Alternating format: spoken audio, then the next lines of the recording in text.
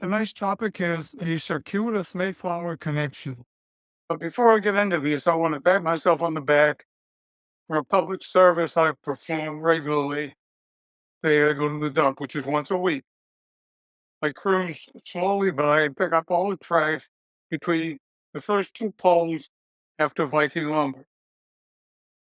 I can't do pulling out the pole because OCD and the need to keep things orderly prohibit me from doing anything more than the first two poles. But I do that dump run after dump run until I've addressed all the areas between each of the 41 poles between town and around the dump. Make a long story short, although perhaps it's too late for that, the pat on my back is for faithfully picking up the litter that is accumulating between two phone poles every day I visit the dump. But I was reminded this evening that self-monitoring exercise leads to consideration of the efforts of others engaged in the same exercise.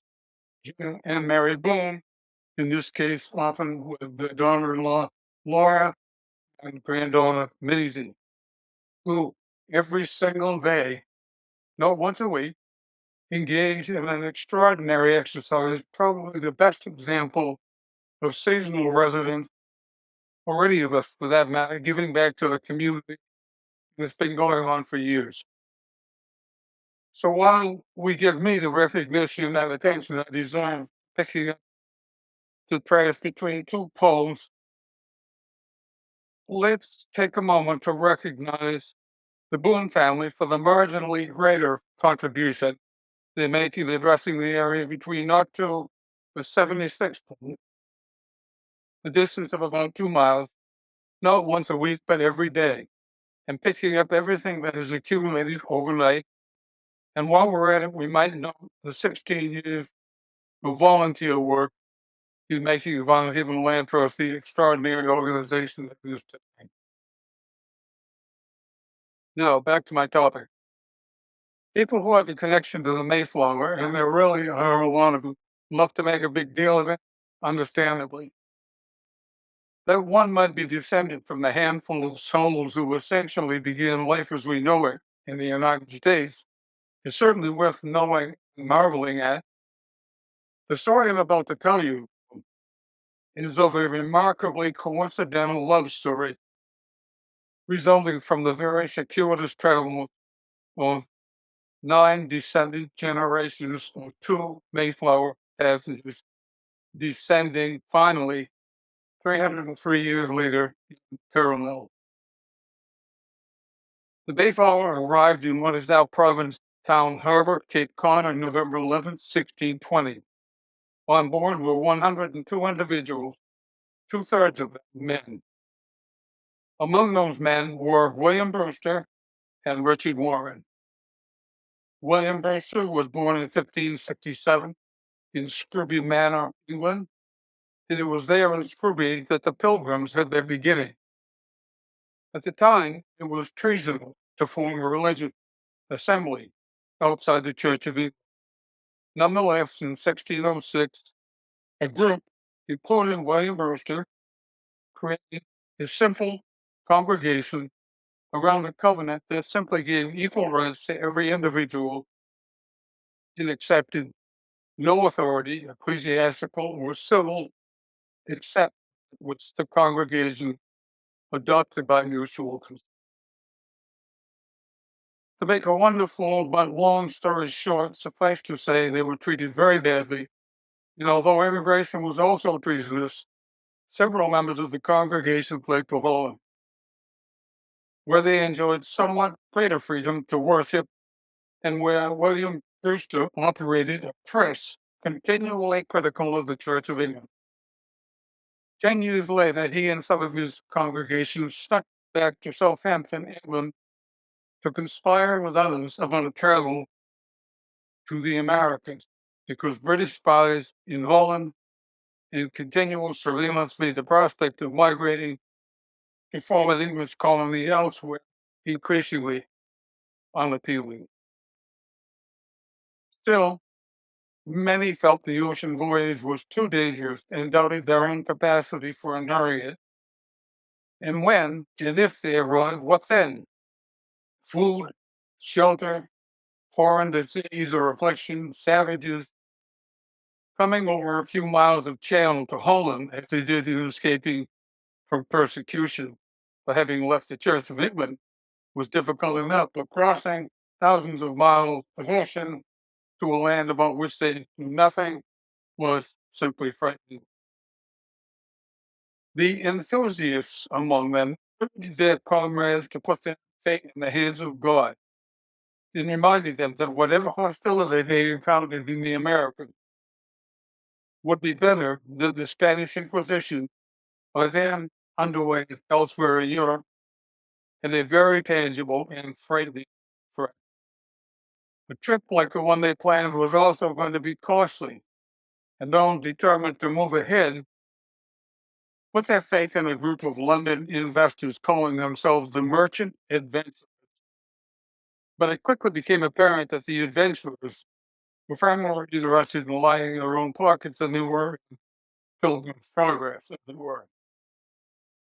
Some of the congregation sold everything to contribute to the common stock, only to find the delays and shenanigans left them poorer and no closer to immigrating.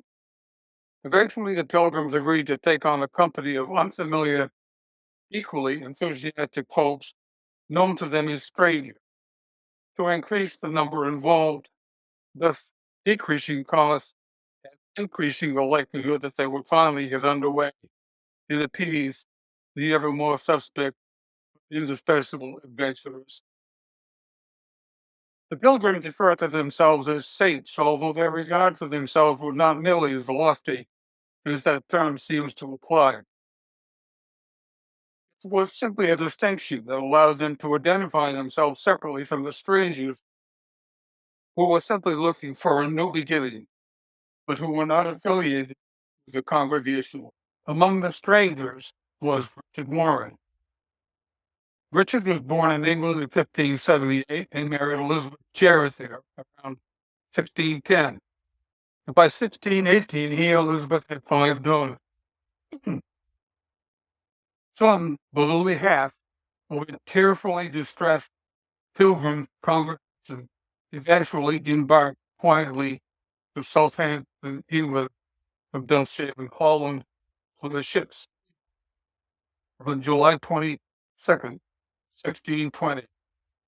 The idea being that this advanced group would sail for Virginia, set up a colony there, and the rest, more secure in knowing that the first wave had established themselves, would follow along later. When they arrived in Southampton, however, they were informed by the merchant adventurers that they were still 100 pounds short of what was, and rather than negotiate or argue further with the increasingly suspect adventurers, the pilgrims, desperate and discouraged, sold enough much of little they had left to raise the money. After many delays, real and pretended, the Speedwell and his companion Mayflower finally set sail for America, but the Speedwell suffered one after another suspect leakages or malfunctions, returning each time for repairs and accompanied each time by the Mayflower and its ever more exasperated passengers. Finally, after it became clear that the Speedwell command had, in fact, no interest in fulfilling its mission, some of the passengers joined others on the 150-foot Mayflower, and on September 6, 1620, the overloaded ship finally found itself underway for America. The ship was 150 feet long, an allotment, therefore, of 1 foot 6.5 inches of beam for each of the 102 individuals on board, with their provisions, nourishment, livestock, furniture, and clothing. The crossing was all that had been feared, each of the 102 stumbling over one another, simply trying to find a tiny bit they could call it. Storm after storm racked the ship until a critical structural member began to weaken, whereupon the giant screw that had driven William Brewster's press back in Holland and that had been brought along in anticipation of the same activity in the Americas was wedged under a compromised beam to provide much needed structural integrity. And the Mayflower sailed to harbor, what is now known Cape Cod, on November 11, 1620. In the appeal of simply settling there instead of moving on to Virginia, his plan was made even more inviting by a shortage of supplies, by the reality of 102 souls having been at sea and way too close to comfort for 2 months. William Brewster and his wife Mary, along with their 2 sons, Love, Wrestling, were among them, having left another grown son, Jonathan, and 2 daughters, Patient and Theo, back in England. Richard Warren arrived alone, having left Elizabeth and their 5 daughters back home with a promise that they followed he'd go established. The strangers were particularly opposed to sailing on south, and without much trouble they persuaded their Belgian comrades to settle there on the Cape and to sign on to a social contract intended to ensure their survival as a cooperative community of men. The agreement proposed to establish a system of government, and notwithstanding whatever form that government took, it declared their mutual and continued allegiance to the King of England. Thus emerged the Mayflower Compact, signed by 41 of its male passengers. William Brewster was the 4th son. Richard Warren was the 12th. William and Mary Brewster and Richard Warren each survived that particularly awful first winter, during which over half, 52, of those who made the journey died. A few, but mostly, women and children.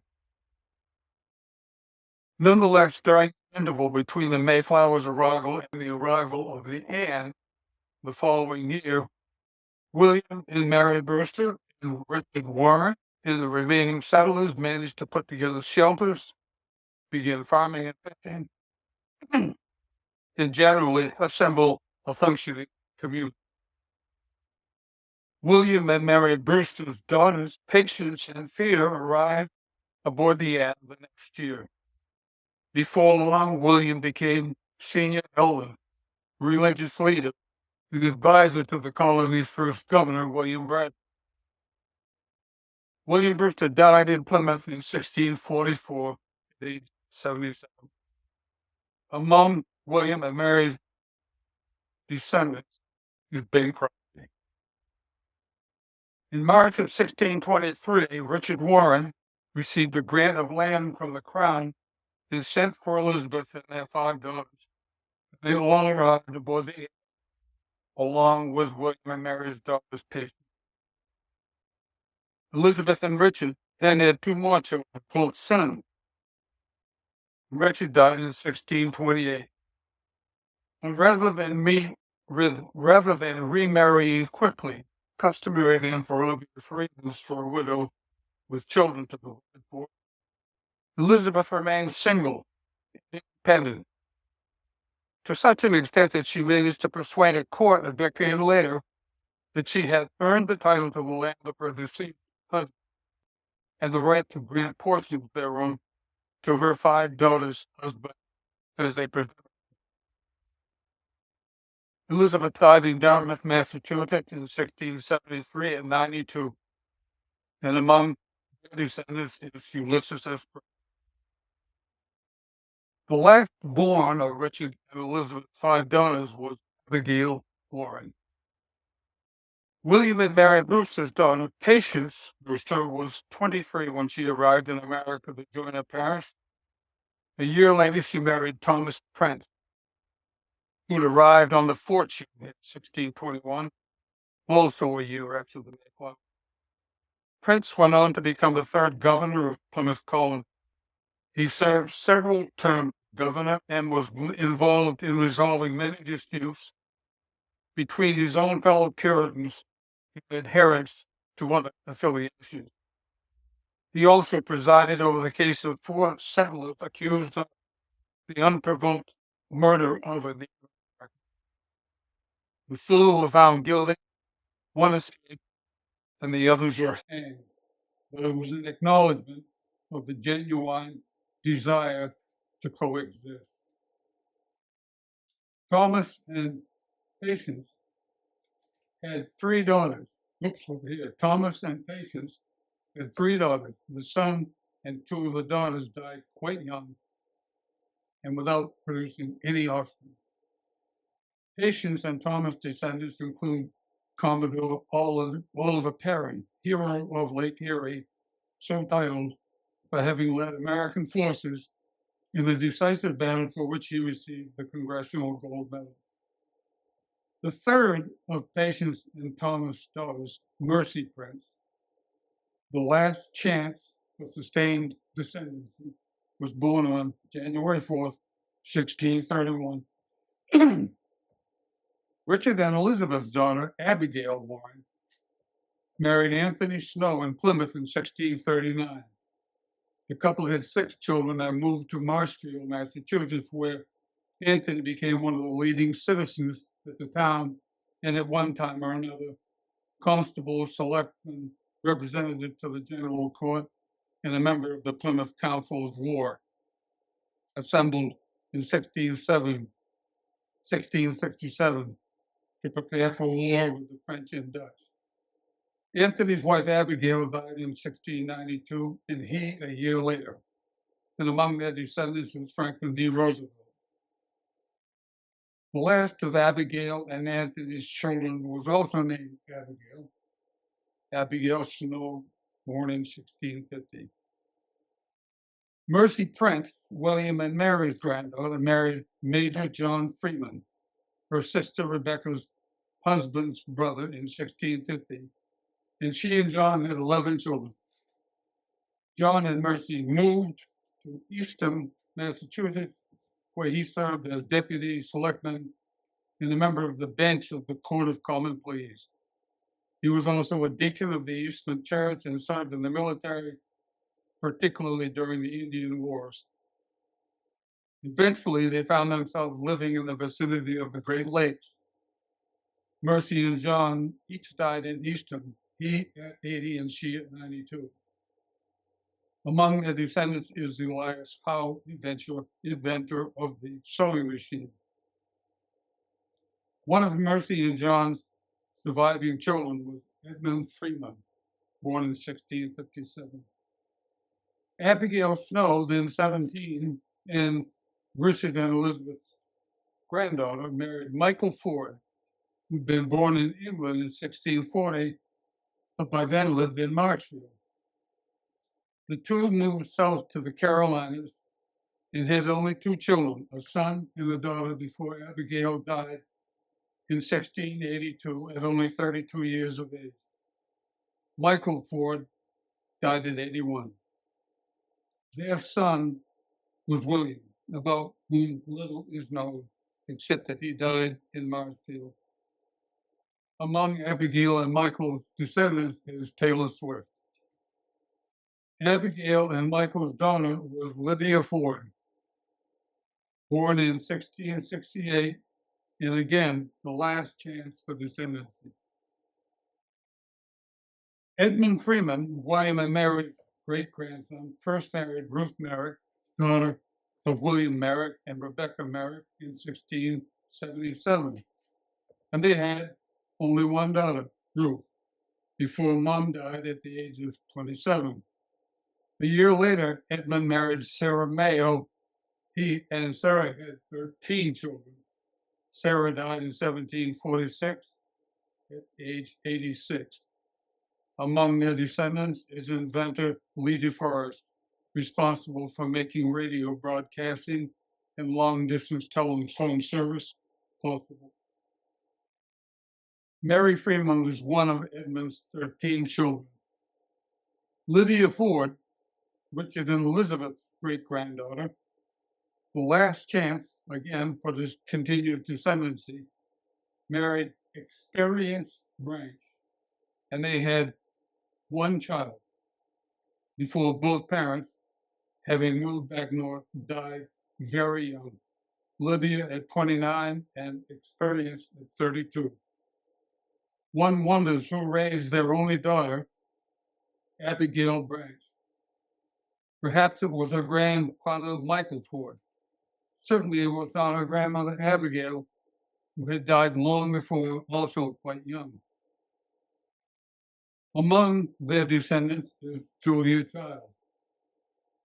Given that her parents, Lydia and Experience, and grandmother died so young, and Abigail Branch was the only child, the line might certainly have ended there. But things picked up again.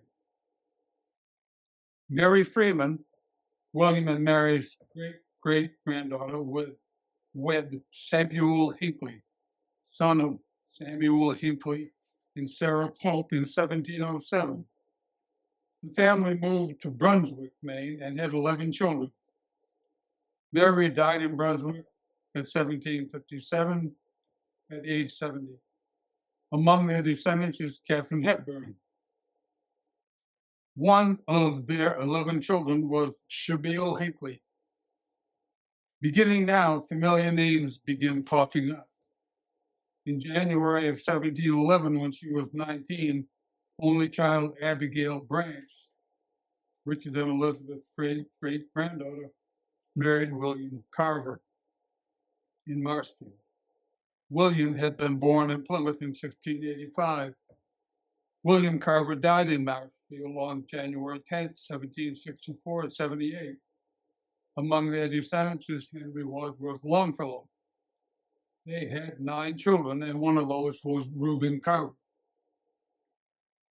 Shabeel Hinckley, William and Mary's grandson, was born in 1709. He married Mary Smith in 1732, but she died after she'd borne him 4 sons. In 1761, he married Sarah Young in Truro, Massachusetts, and they had 2 children before she died. Shabeel then moved to Machias, Maine, presumably with his 6 children, and there he married 3 more times.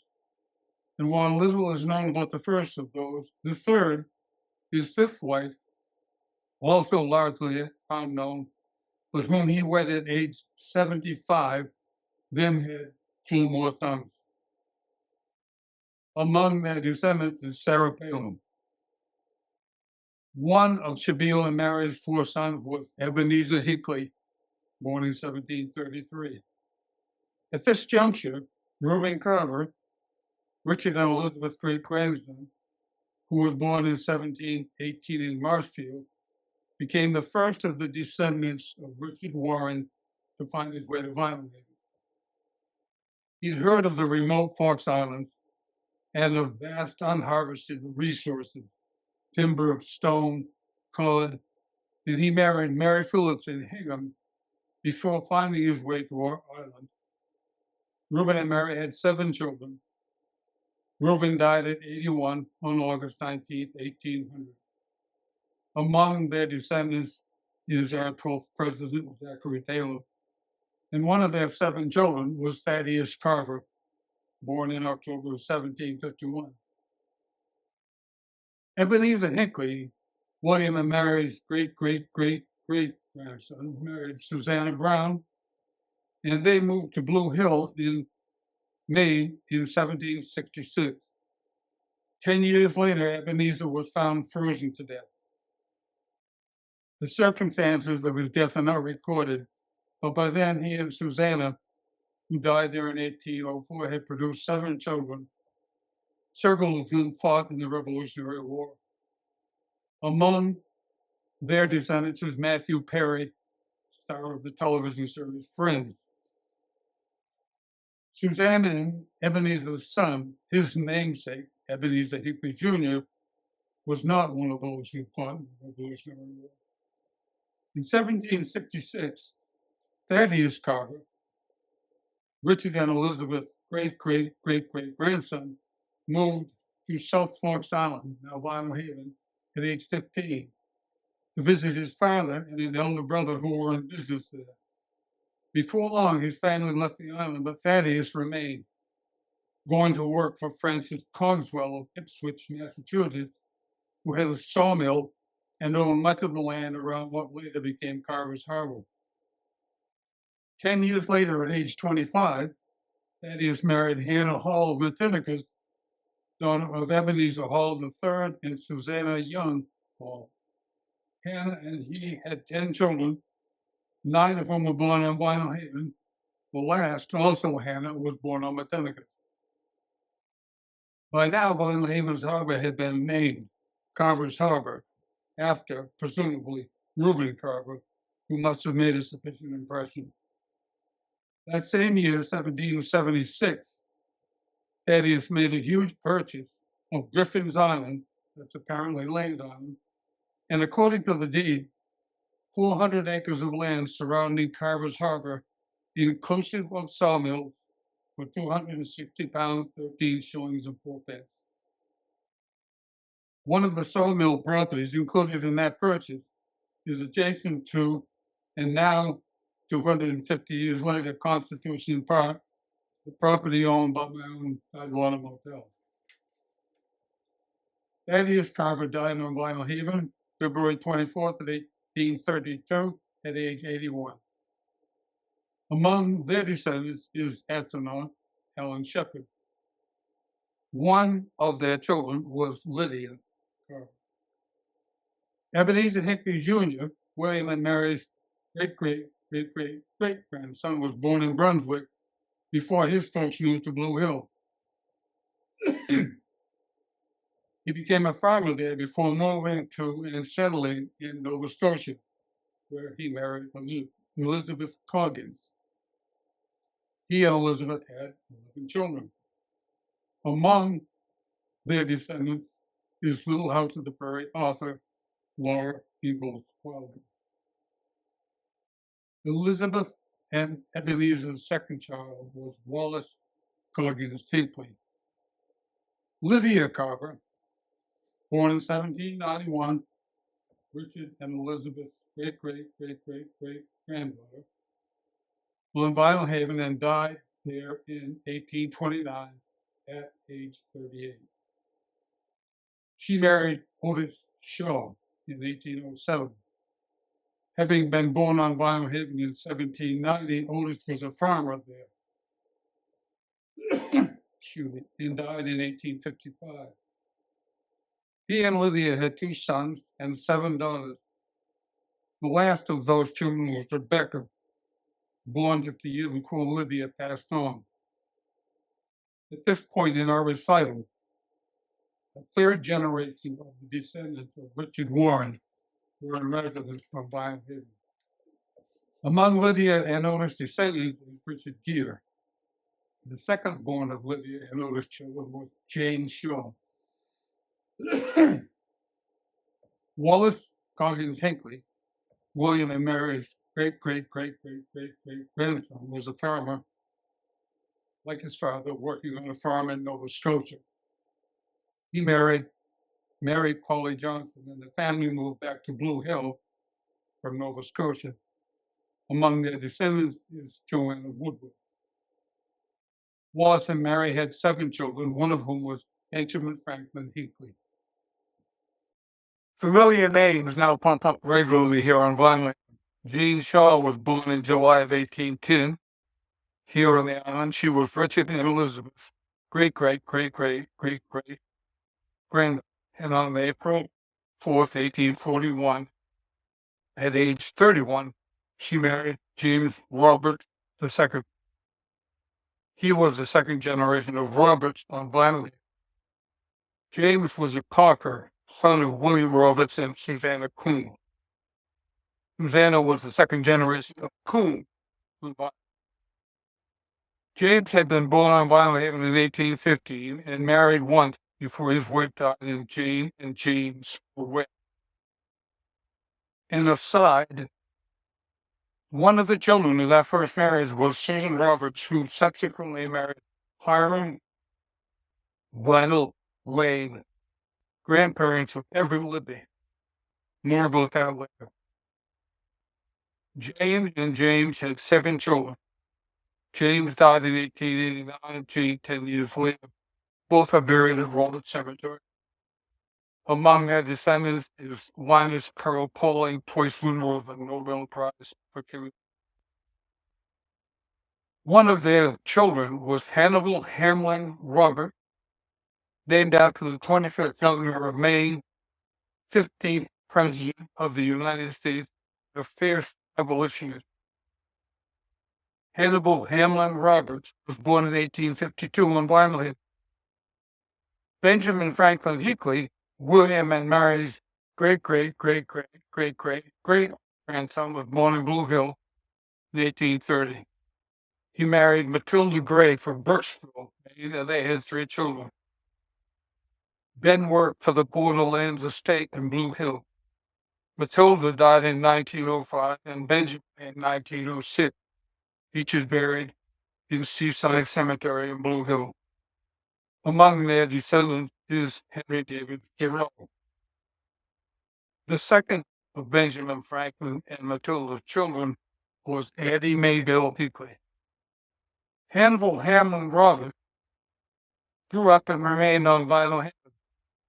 He was Richard and Elizabeth's great-great-great-great-great-great-grandson.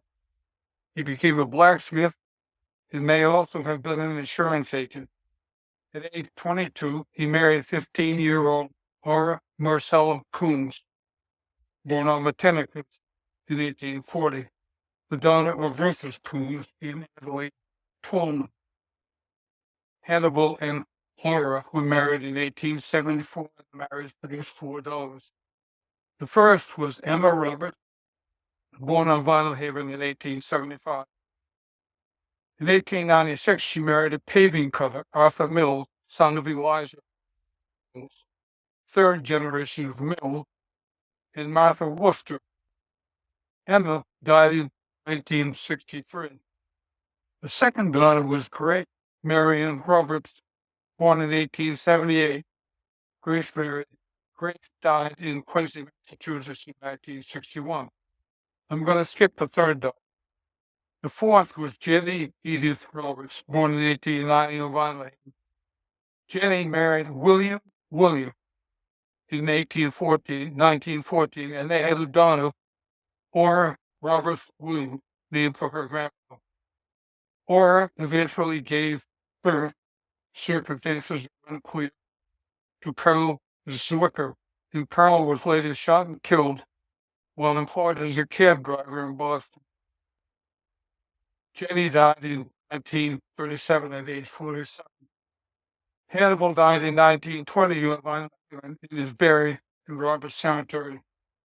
His wife, Laura, died in 1838 and is also interred at Robert. Among Hannibal Hamlin and Aura's descendants is Amelia Earhart. The third daughter, the one skipped over, was Rena Eaton Roberts, born February 3rd, 1887. Addie Maybelle Hinckley was born in Blue Hill in 1861, the great-great-great-great-great-granddaughter of William and Mary Blaker. And she married Franklin Elver Maddox in 1883. Franklin had been born in Sedgwick, Maine, the son of Edwin Maddox and Lydia Page. Franklin died in 1944, having been a copper miner in Blue Hill, and is buried there in Seaside Cemetery. The two had 7 children. Among Addie Bell and Franklin Elver's descendants is Orson Welles. Among Addie and Maybelle's 11 children was Edwin Franklin. Rita Eaton Roberts, the great-great-great-great-great-great-great-granddaughter of Richard Elizabeth Warren, but I skipped over the minister, married John Herbert, otherwise known as Bert Shields, was son of Charles and Laura Tolman Shields in 1906. Bert was a fish cutter grocery. His father, Charlie, was the brother of Dr. Victor Chew of North Haven. Rita and Bert had two children with a troubled relationship. The second of those children was Charles Victor. Rita died in a nursing home in Rockland, Maine in 1988. She was 101. Among Rena and John's descendants is Secretary of State William J. Bryan. The first of their two children was Phyllis Marion Shield. In 1921, 17-year-old Edwin Franklin, otherwise known as Ted, left home in Blow Hill to find himself and to find work. He was the great-great-great-great-great-great-great-grandson of William and Mary Brewster. Those 9 generations had traveled from Cape Cod, Great Lakes to the Carolinas to Nova Scotia to Blue Hill. He attended a vocational school there in Boston and became certified as a steam engine fireman, and he got a job on the Governor Bardwell, a ferry, down East Maine. During one of his trips up the coast, stopping along the way at places he'd only heard of but didn't know anything about, 19-year-old Ted stepped off the boat on a lovely summer day in Royal Haven. During an hour-long stopover, got some lunch and wandered around town a bit. At the end of Main Street was and is the Moses Webster House, a stately Victorian mansard, and on the stone wall surrounding the house lounged a lovely young woman sunning herself. In 1923, lovely and flirtatious Phyllis Marion Shield, the great-great-great-great-great-great-great-granddaughter of Richard and Elizabeth Warren, was warming herself on the stone wall surrounding the Moses Webster House. Coming up a sidewalk toward her, gnawing on a sandwich he picked up in town, came the great-great-great-great-great-great-great-grandson of William and Mary Brewster. As he approached her, she arranged herself provocatively. It was love at first sight to both of them. And not long after, the two were married. Phyllis was 16. They secured lodging on the island. Ted continued to work on the Governor Bardwell.